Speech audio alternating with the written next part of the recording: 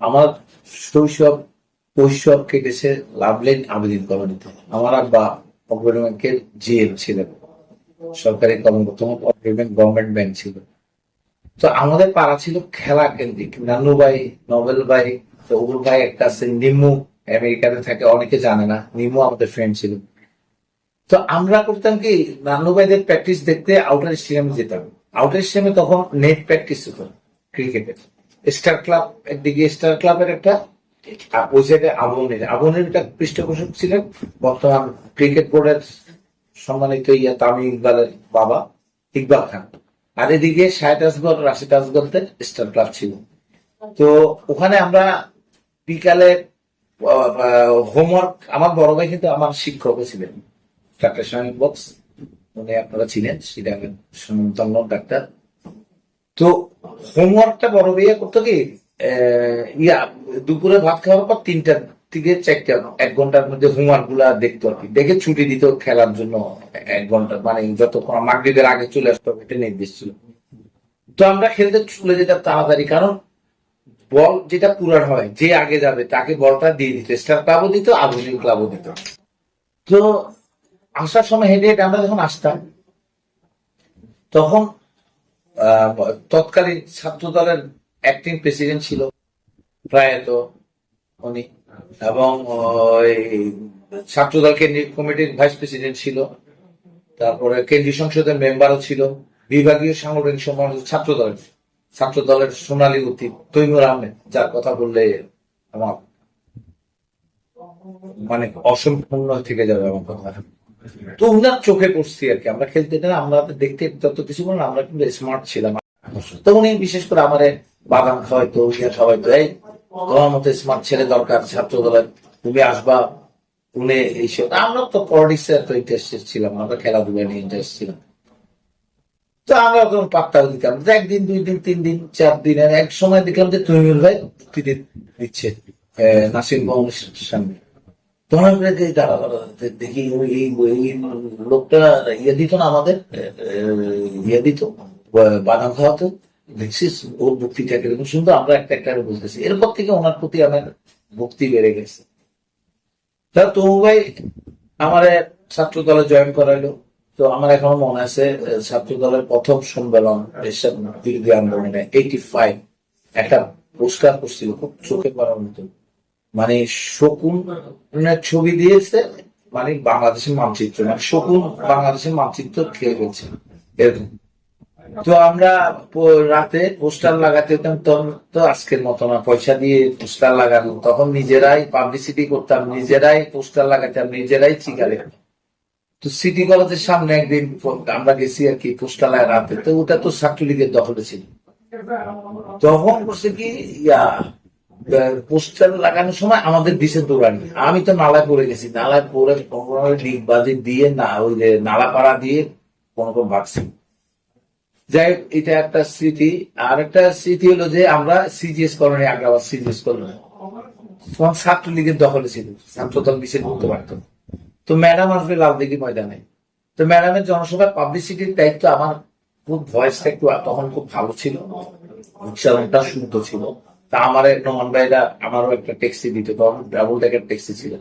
আমার সাথে তখন শিয়াবুদ্দিন মমিন ও ছিল। এখন ও সহ আমরা লাকি প্লাজা দিয়ে সিরিয়াস কর্নারে ঢুকছি, জনসভার পাবলিসিটি করতেছি। ছাত্রলীগের ছেলেরা করছে কি, এদিকে লাকি প্লাজার সামনে জড়েছে, মানে ওই ট্যাক্সিতে ধরে আমাদের মারবে, চুরি মারবে বা মেরে ফেলবে। ইনস্ট্যান্ট বুদ্ধি আমার কাছে আসলে, আমাকে মমিন তো ভয় পেয়ে গেছে। মমিন তুই আরো দে, বাস তুই নকশ মাইকিবে আরো দে। তা আমি নিয়ে ফেলছি, নিয়ে আমি যে উত্তর লোকের জানাজা আর বার মাগরিব, মানে এই করে জাম্বরি ফিল্ডে অনুষ্ঠিত। ওরা না এটা না মাইক, এটা না মাইক দিত। আসলে তো আমরা এটা ভাবে বেঁচে গেছি। এরকম অনেক লাইফের ঘটনা। রাজনীতি শুরুটা কিন্তু অনেক সিনিয়রদের সাথে। আমার জেল শুরু এরশাদ আমলে একবার পার্টি অফিসের সামনে থেকে গ্রেপ্তার হয়েছিলাম।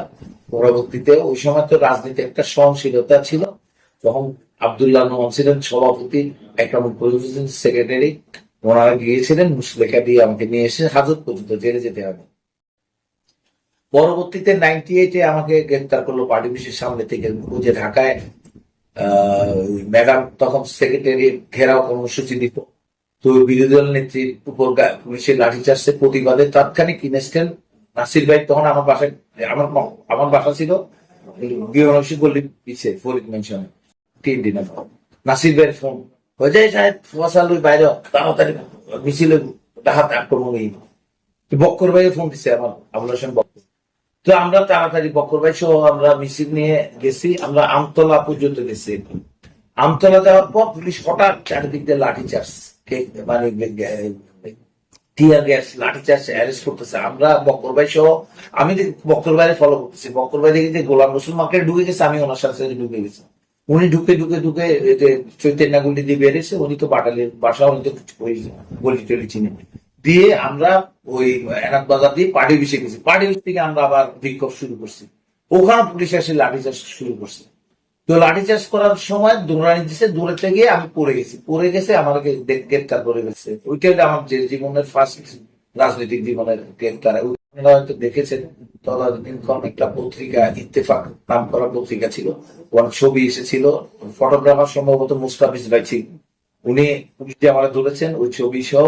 তখন ওটা দিয়ে আমার পোস্টার বের হয়েছিল আর কি, পুলিশ আমাকে লাঠি মারতেছে, ধরছে যেটা। আমি ওখানে 2.5 মাস প্রায় ডিটেনশন ছিলাম, 2.5 মাস পর কারাগার থেকে বের হয়েছিলাম। তারপরে আমার দ্বিতীয় অ্যারেস্ট হলো 2018 সালে। আপনারা তো জানেন এই 17টা বছর বাসায় থাকতে পারতাম না, এলাকায় থাকতে পারতাম না। একদিন এক আত্মীয় বাসায় এমন গেছে, আত্মীয়রা অস্বীকার করতো, ওরাও রাখতো না। আবার লুকিয়ে লুকিয়ে ঢাকা থাকতে হইতো, আবার আসতে হইতো হাজিরার জন্য। হাজিরা আছে, নাহলে ওয়ারেন্ট হয়ে যাবে। এমন এমন মামলা আমার আছে যে মামলা আমার লয়ার জানে। বর্তমানে ও পিপি, নারী ও শিশু ট্রাইব্যুনালের এরফান আমার ফোন দিত আগের দিন। আমি জানি না কবে হাজিরা, কোন মামলা, কোথায়, কোতোয়ালি কোনটা, চাপ দেওয়ার কোনটা, ডাবল মনিজের কোনটা, বন্দরের মামলা পর্যন্ত আমার দিচ্ছে। আমি আমি ছিলাম। তবে আমরা বর্তমানে তারেক রহমান আমাদের বর্তমান প্রধানমন্ত্রী দলের চেয়ারপারসন, উনি যেটি শিখিয়েছেন প্রতিশোধ নয়, প্রতিহিংসা নয়। রাজনীতিতে আওয়ামী লীগ আজকে জনপ্রিয়তা হারিয়েছে কেন? এসবের কারণে, দমনপীড়ন, নির্যাতনের জন্য। তো আমরা কারো প্রতিশোধ নেই। এবং 5ই আগস্টের পরে বিশেষ করে জামাল খান ওয়ার্ডে আমির খসরু মাহমুদ চৌধুরী, তারপরে মেয়র ডাক্তার সাদাত হোসেন, আবুল হোসেন বক্কর, আবু সুফিয়ানের নির্দেশে আমরা, আমার স্পেশালি জামাল খান ওয়ার্ডে আমার ছেলেদের মন্দির, প্যাগোডা, গির্জা, এগুলো আমাদের ছেলেবেলে রাত জেগে থেকে আমরা পাহারা দিয়েছি। জামাল খানের সাথে আমি ওতপ্রোতভাবে জড়িত। জামাল খানের মাটি ও মানুষের সাথে আমার আত্মার অন্তঃস্থলের সাথে সম্পর্ক। বিশেষ করে আমার সনাতনী ভাই, তারপর আমার মুসলমান, বৌদ্ধ, খ্রিস্টান, এদের সাথে আমার চলাফেরা। আমি এই ওয়ার্ডে তো স্থানীয় নির্বাচন অবশ্যই, প্রথম বলছি যে স্থানীয় নির্বাচন অবশ্যই জরুরি। কেন না, আমি অনেক কিছু ফেস করছি বর্তমানে, আমি দেখছি। যেমন আমাদের কিশোর গ্যাং একটা বিশাল সমস্যা, মাদক আরেকটা সমস্যা, তারপর আসে ইট টিচিং, কারণ আমাদের এখানে কোচিং সেন্টার গুলো আছে, তো মেয়েরা পড়তে আসে, এদের ইট টিচিং করে। হ্যাঁ, তারপর পয় নিষ্কাশন, পানি, জলবদ্ধতা, এবং সনাতনীদের আরো কিছু সমস্যা আছে যেগুলো আমি জানি, ওদের সাথে শেয়ার করি, ওরা আমার শেয়ার করে। আমি বলছি আমি তো অফিসিয়ালি কেউ না, আপনি যদি নির্বাচন দেয় নির্বাচন করবো, যদি আল্লাহ তাআলা যদি আমাকে বিজয় করতে পারে তখন এই সমস্যাগুলো আমি সমাধান। আরেকটা সমস্যা হয়ে দাঁড়াইছে, খাস্তগির স্কুলের সামনে যানজট, আর একটা আইডিয়াল স্কুলে সকালে আপনার যায়েন আমার ওয়ার্ডে দেখেন, অনেক মানুষ কষ্ট পায়। এটা আমি কথা দিচ্ছি, যদি আমি হতে পারি, আমি এটার জন্য পুলিশ প্রশাসনের সহযোগিতা নিয়ে আমি পার্সোনাল, আমার কিছু ছেলেপেলে আছে যাদের কথা আমি কিছুক্ষণ আগে বললাম, এদেরকে দিয়ে একটা স্বেচ্ছাসেবক কমিটি করে দিব, কিভাবে রাস্তায় যাতে কোনো যানজট সৃষ্টি হইতে না পারে। আইডিয়াল স্কুল, খাস্তগির স্কুল, এটা আমি করবো। আর সন্ত্রাস, চাঁদাবাজ মুক্ত, নিরাপত্তার চাদরে থাকবে 21 নম্বর জামাল খান ওয়ার্ড। অ্যাকচুয়ালি সত্য কথা বলে আমি কিন্তু নির্বাচন করতে চাইনি ফার্স্ট। এসব সমস্যা আগের থেকে আমি কি জড়িত, আমি আমাকে তাড়া করা হচ্ছে, ওরা জনগণ বলছে বলে আমি দাঁড়িয়েছি। এবং আমি দলের প্রতি আমার যে আত্মত্যাগ, আমার যে শ্রম, আমার যে মেধা, আমার যে ঘাটটা বলছি, দাঁড়াতে দল থেকে নমিনেশন চাইলে আপনার ভোট দিবেন, পাস করলেন, আপনার জামাত পাস করে গেল। দলকে আপনার শেষ করে দিলেন। আমি বলছি যে যার জনপ্রিয়তা, কন্ট্রিবিউশন দলের প্রতি, যার মামলা, যার হামলা, যার পরিশ্রম এবং সামাজিক গ্রহণযোগ্যতা যা আছে, দল তাকে দিবে বলে আমি বিশ্বাস করি। সেই ক্ষেত্রে অবশ্যই আমি মনে করি দল আমাকে দিবে। আমার প্রত্যাশা হলো যে আমি মানুষের জন্য করে যাচ্ছি, যেমন ওখানে ওয়ার্ডের জন্য। আমি আগেও বলেছি এই ওয়ার্ডের সাথে আমি ওতপ্রোতভাবে জড়িত। আমি কাজ করে যাচ্ছি এবং মানুষের রেসপন্স পাচ্ছি। সবার কাছে আমি দোয়া চাই। আমি যদি আপনারা আমাকে যোগ্য মনে করেন, তাহলে আমাকে ইনশাল্লাহ পাশ করাবেন। আর যদি পাশও না করি, তারপরে কিন্তু আপনাদের সাথে থাকবো।